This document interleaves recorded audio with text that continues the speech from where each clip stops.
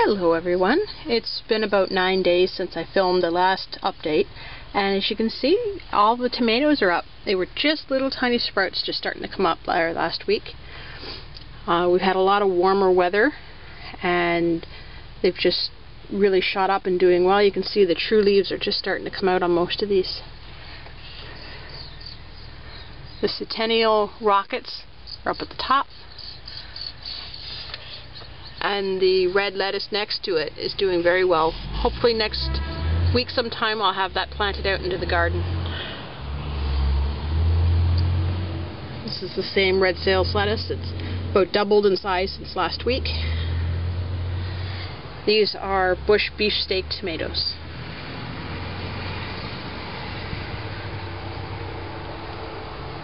These ones are the Charlie's Red Staker.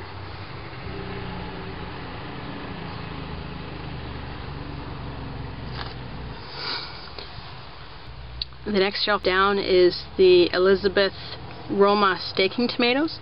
These are the ones that I mentioned are like a plum style tomato, but they are an indeterminate, so they are a long vine that grows all through the season instead of reaching about 2 to 3 feet tall like most paste tomato types and then stopping. So we wanted to try these in the greenhouse to see if we could get really high yields of canning tomatoes for a much longer season than we normally would.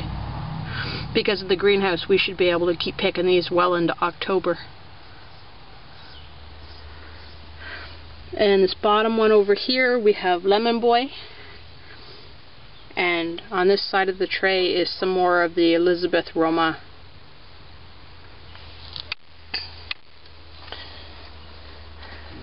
These ones in the corner are the Mortgage Lifter tomatoes. I have another flat of these that I started on the other side of the greenhouse, I think, but they've all come up this week. I had planted them just before I did the video last week. These are the Tiara Cabbage. They're looking really good. The next tray is, this is the yellow zucchini. I think it was Gold Rush was the type. It was just starting to come up last week, and now you can see it's got the first sets of true leaves on it. And then our watermelon. This watermelon is a new one I haven't tried before. It's a yellow variety. It's red on the inside, but the rind is yellow. It's called Diana. So my kids found that in the seed catalog, and they really wanted to try it this year. Since we have a really short season here, I've gone back to trying to start all my squashes and cucumbers as sets and then transplanting them out, because it should put about a good month, extend our picking season for about a good month. These are the Rutgers Tomatoes, which are another canning type of tomato. A lot of you may already grow these, because I found out about these from somebody online a few years ago. They're not a plum type though, they were a round tomato, but they're very meaty and good for canning.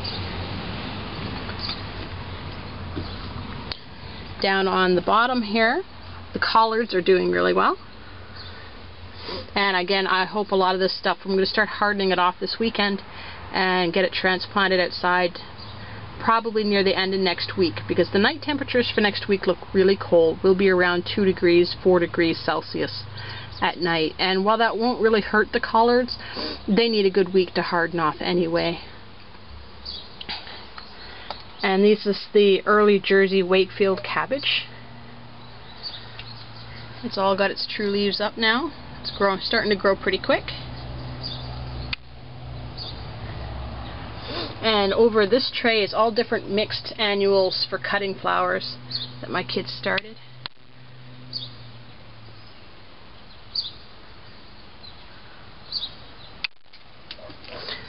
What's down here? It's another tomato, more beefsteak tomatoes.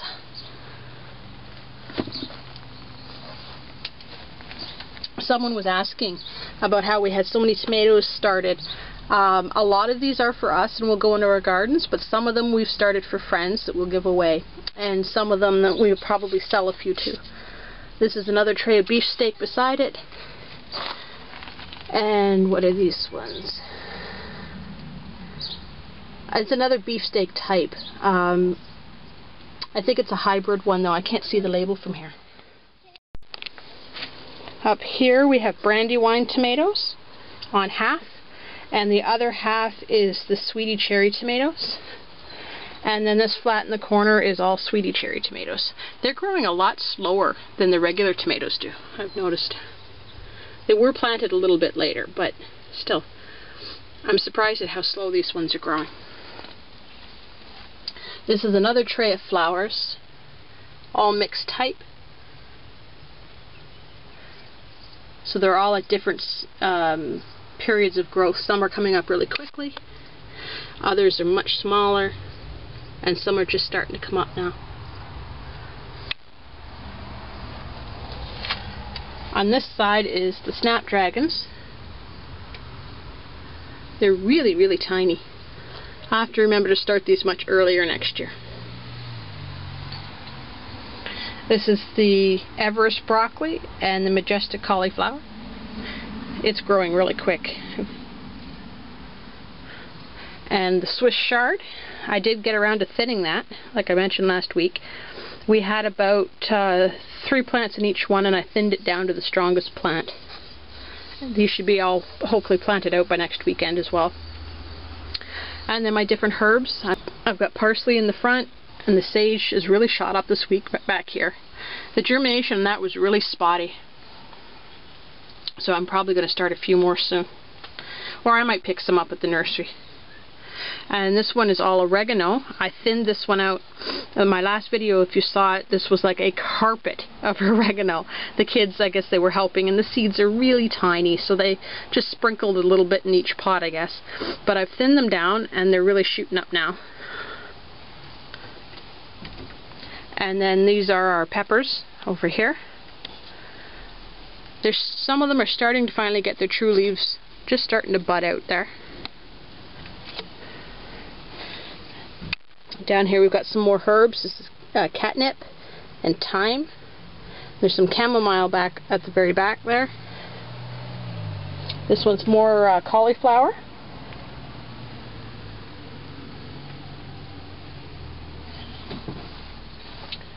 And this one's another tray of broccoli.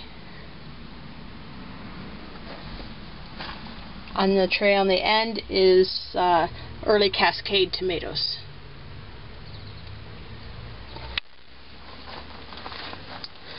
Down on the bottom under here we have, this is the other tray of mortgage lifter.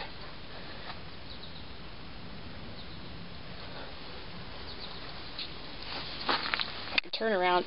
The only thing about having the trays on both sides in here is it's narrow to walk around on. This other tray here is the Marketmore cucumbers. I've got 2 trays of those. The other one is over on the other side of the greenhouse. They're both doing really well. And these won't be planted out for another few weeks. Our last frost date is usually considered to be May 4th weekend. But we see frost here really common into the 2nd week of June. So we don't normally plant these out until about that time unless we're going to be covering them. We did get a lot of that floating row cover frost protection from another person we know who grows commercially. And every year they have really large amounts that they just get rid of because it has tears, so it won't cover their field. Well, because our gardens are smaller, we can easily use those sections to cover our gardens up. So we might be able to get this stuff planted out sooner, or use them as covers in the fall too to really help extend our season. Well, that's about all that's going on in this greenhouse right now. We did finish the 2nd greenhouse that I mentioned, and I'll show that to you in my next video. Take care, everyone.